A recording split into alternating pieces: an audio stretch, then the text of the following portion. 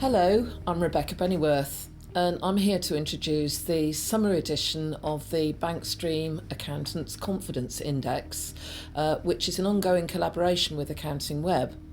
With me to discuss the index and the findings are from Bankstream, I have Frank Woods, and Accounting Web editor John Stockdyke. Welcome both. So, John, what do you think are the main findings this time from the index?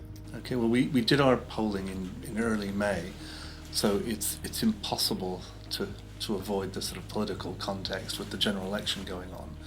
And what we saw was an improvement from 7.1 to 7.2 over the past quarter. So I really take that as it looks like accountants did welcome the return of a business-friendly Conservative government.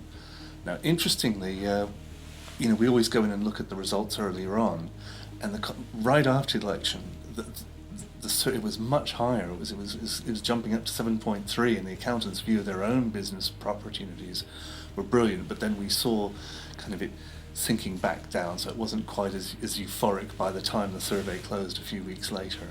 Okay, John, that's very interesting. And I guess not only reality kicking in, but people getting back to work and getting on with the next task in our sort of annual cycle of work to be done, which I guess is starting to face up to P11D work and things like that.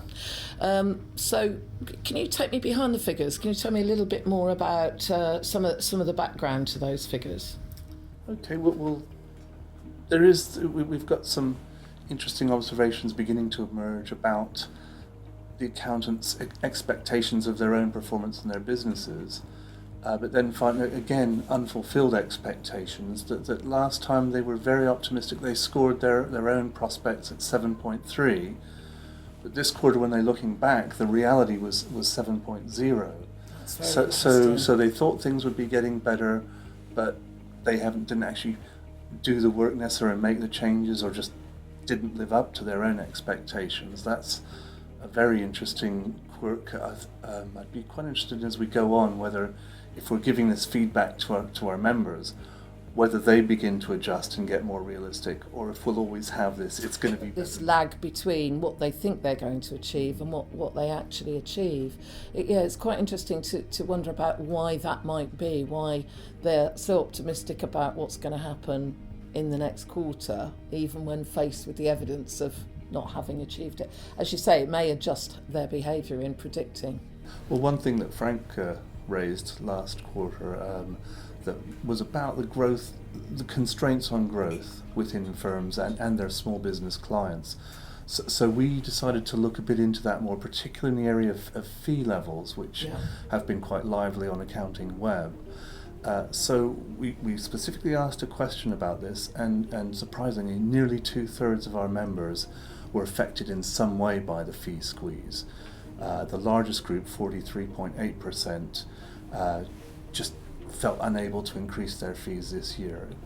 With particularly with all the headlines about low inflation, there's too much of a risk of alienating clients there. Yeah. Then another 14.5% we're actually getting pressure from clients to reduce their fees, and I think the sign there we're getting is really you're going to begin to have to prove your value to your clients much more. And finally, 5% have actually lost clients to other firms who are offering cheaper fees. So that's again confirming this view that compliance work is being commoditized and squeezing margins. So that's quite a shocking effect on the profession, and I think does explain a lot of the sort of fail to live up to expectations, and why firms aren't able to grow as much as they would hope.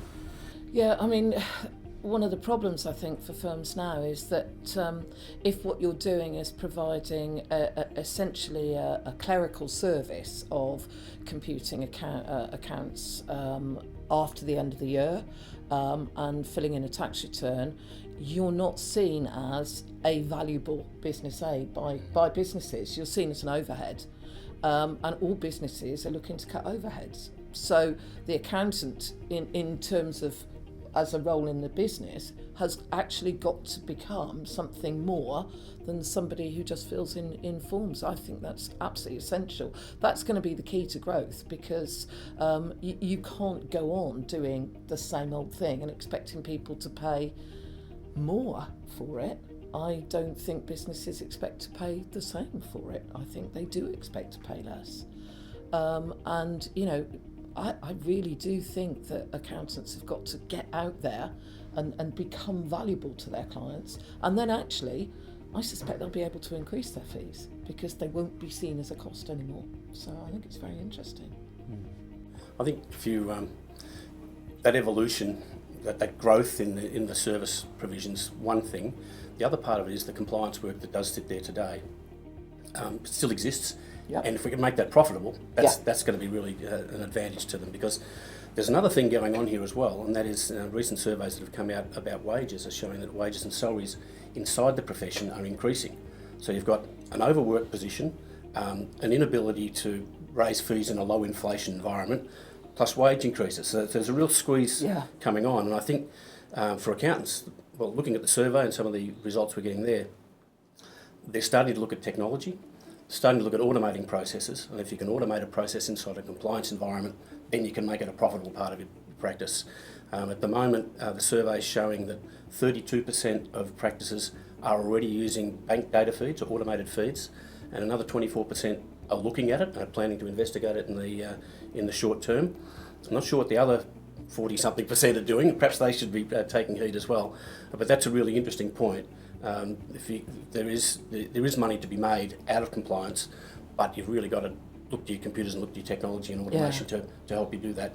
And I think, well, if you can do that while you're evolving towards greater service provision and more profitable work, it's probably the best of both worlds if they can achieve it. I mean, obviously, even with the alleged end of the tax return by 2020, I think that level of basic compliance work is going to have to be done. You're absolutely right, Frank. And you know, obviously, what the profitable and a successful firm will be doing that as cheaply as possible. So you aren't paying people a lot of money to faff about with terrible record keeping. You've got something on record keeping, haven't you, in the survey? And that remains, again, probably one of those underlying pain points and problems within the small businesses who, again, lag behind practitioners in their prospects for the next quarter. This time, the problem as perceived by advisors went up from, I think it was 38% to 41%. So that hasn't gone away. Well, that's been a fascinating discussion. It's all we've got time for, but if you'd like the detailed results yourself, you can download them. They're at www.accountingweb.co.uk/Bankstream.